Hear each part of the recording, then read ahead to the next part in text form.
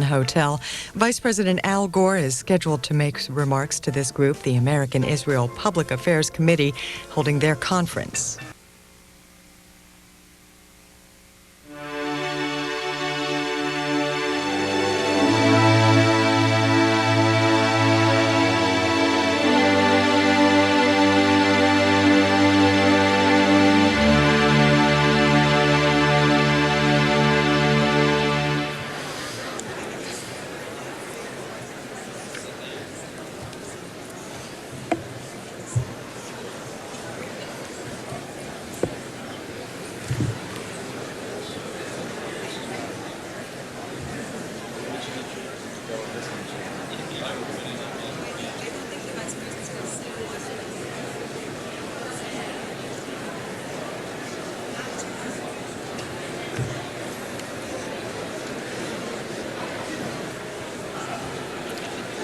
Boker Tov.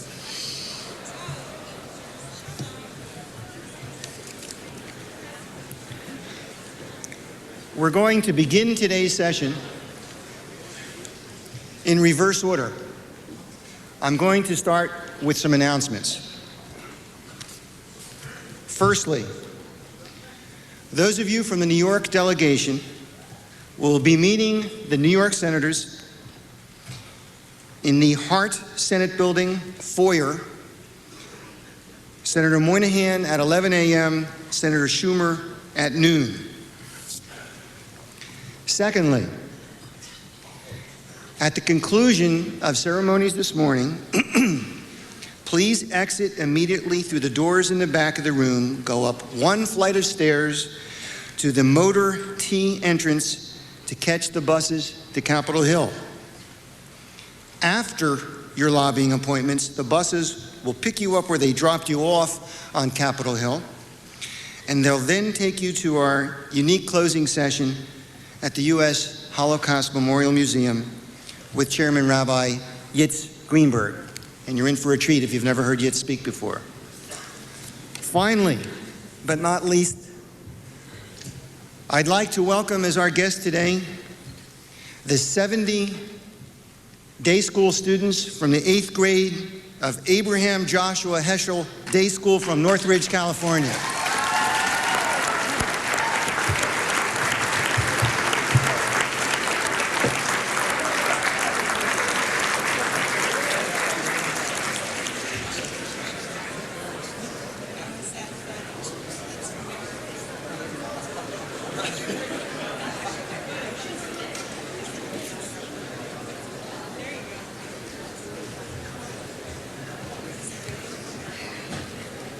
Good morning. There are many ways to measure success in this town: access, money, influence. But how do you measure satisfaction or fulfillment? How do you measure knowing that you are part of a cause far greater than yourself? In short, how do you measure making a difference? For Howard Kohr, measuring success has never been difficult. A devoted son, a loving father, and a proud leader, Howard is one of the main reasons that the U.S.-Israel relationship is so strong today.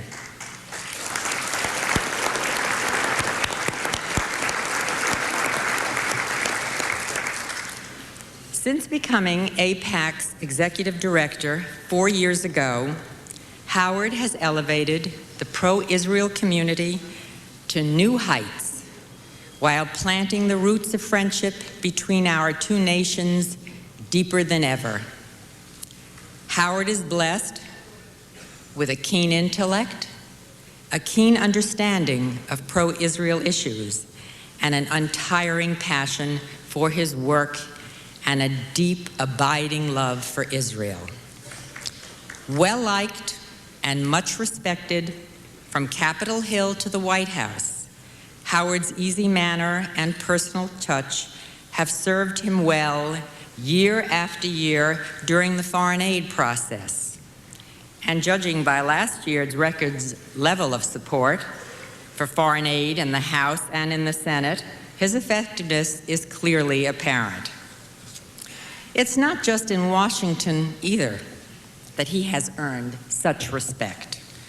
In 1993, Howard and former AIPAC President Steve Grossman received a call from the late Prime Minister Yitzhak Rabin asking them to come to Jerusalem.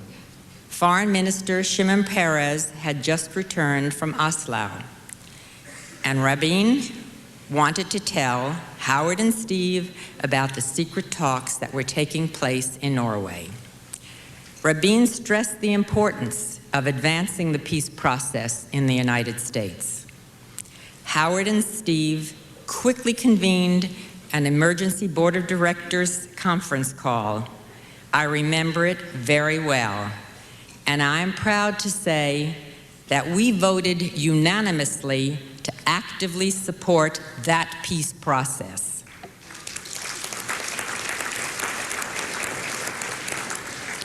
Howard's experience with AIPAC dates back to 1987, but his dedication to Israel goes back a lifetime.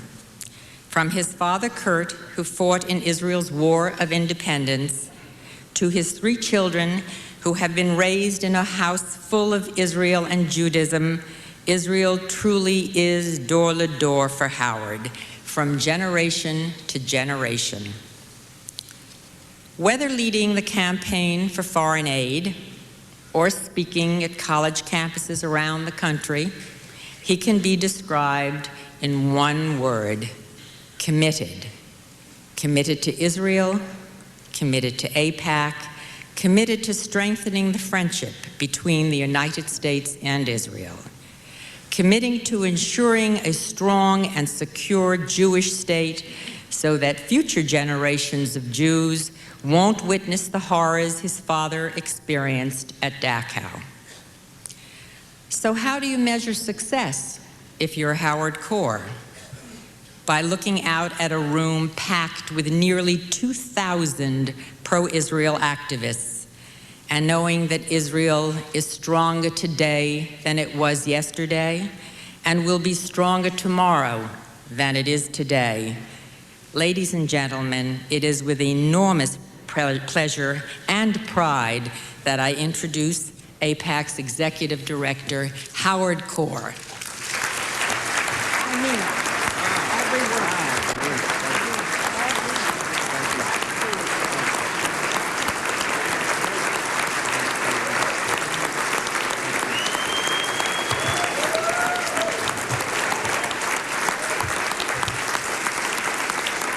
Thank you, everyone. Bernice, not only thank you for that very, very generous introduction, I just want to say thank you for everything that you do for AIPAC, for all the days and weeks and months and years that you contribute to this cause. This is a truly extraordinary board member. Bernice, thank you.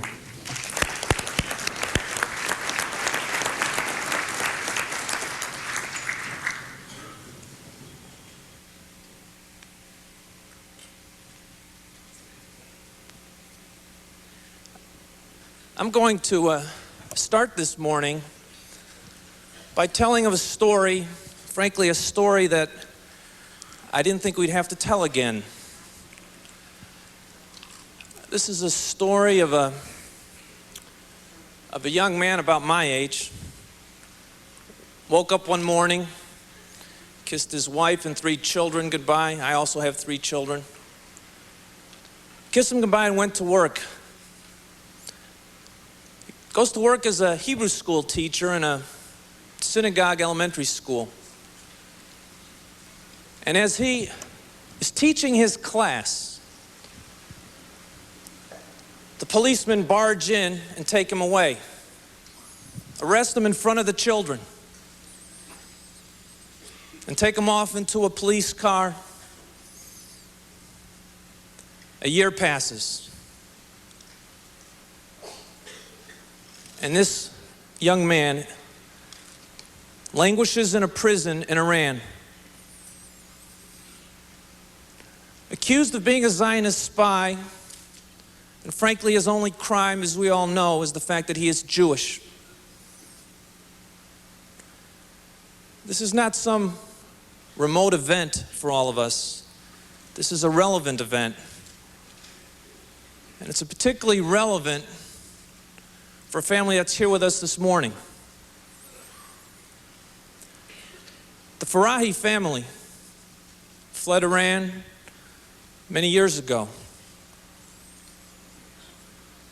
They now are here in the United States, actively, deeply involved with AIPAC, 3 generations of Farahis. I'd like them to ask to stand up here, please. The man I am speaking about,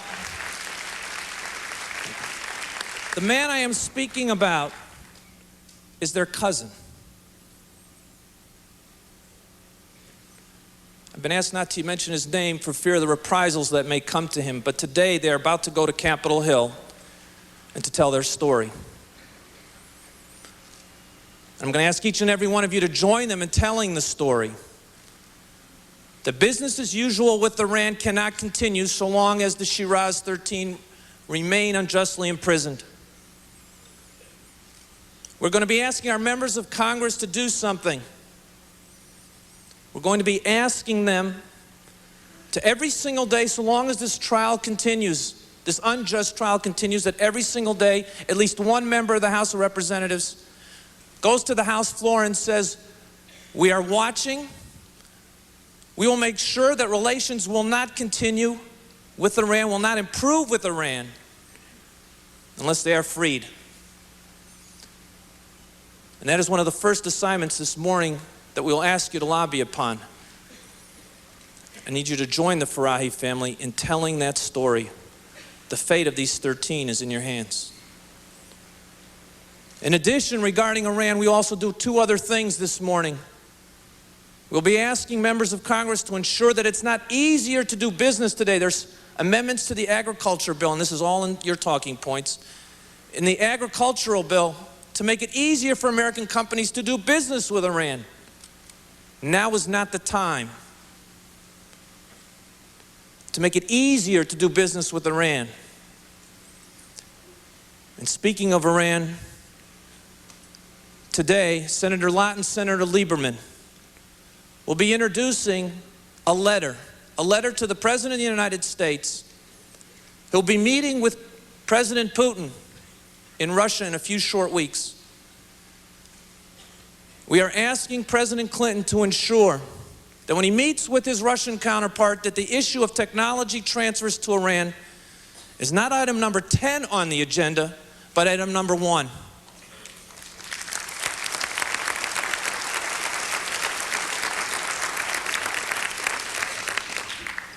My friends, it's a reminder when we are here today that frankly there's only 2 places on earth that actually cares what's happening in Iran.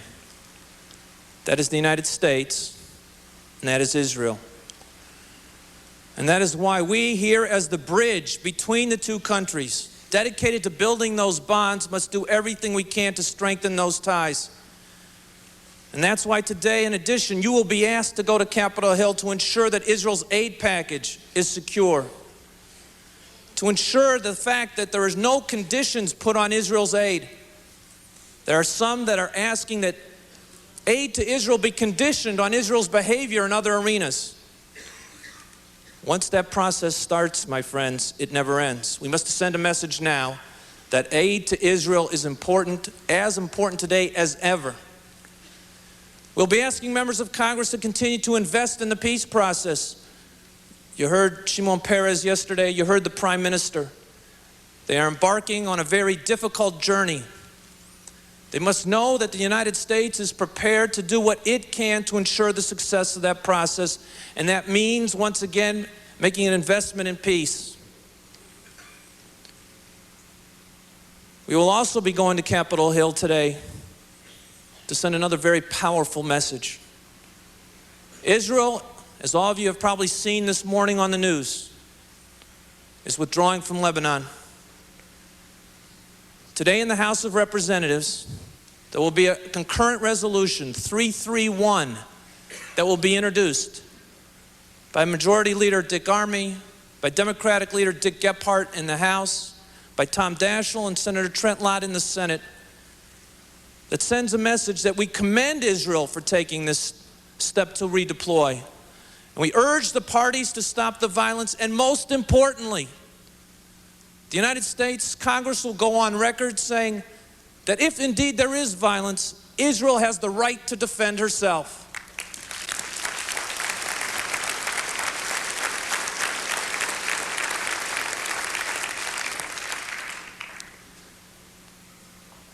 My friends, you'll all have your talking points, and I know that you will use your powers of persuasion with your members of Congress. But I'm going to ask you to do one other thing here, and that is to bring with you the passion, the depth of feeling that I know all of you have to those points. I don't think any of us will forget for quite a long time the look on Barbie Weinberg's face on that videotape when she paid tribute to Larry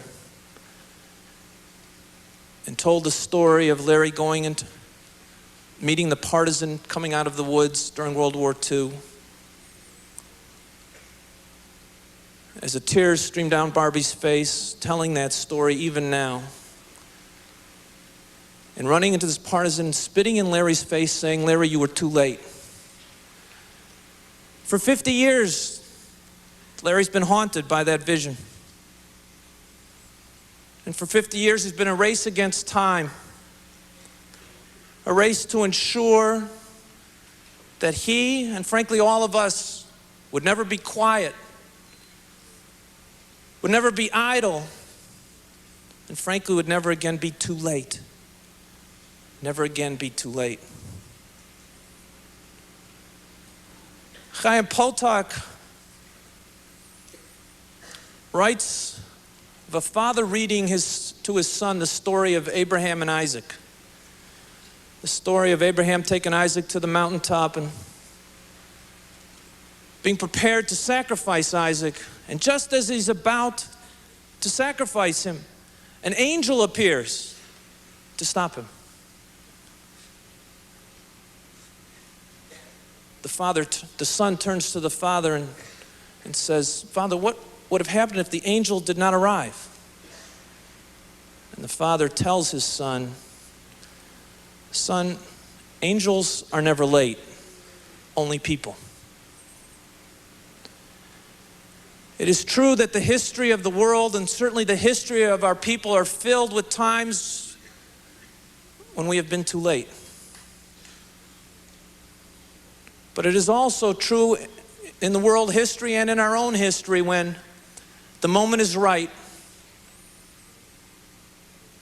and the ability and the power to take action is there. And when that moment arrives, we must act.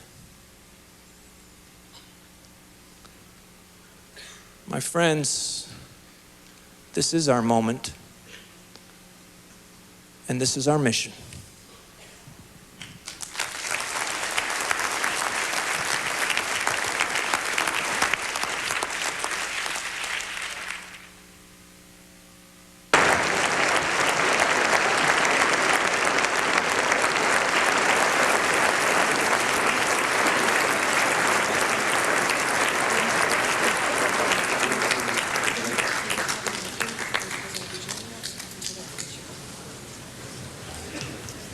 In a few minutes, the Vice President of the United States will be joining us. Please finish your breakfast and we'll be back shortly. Thank you.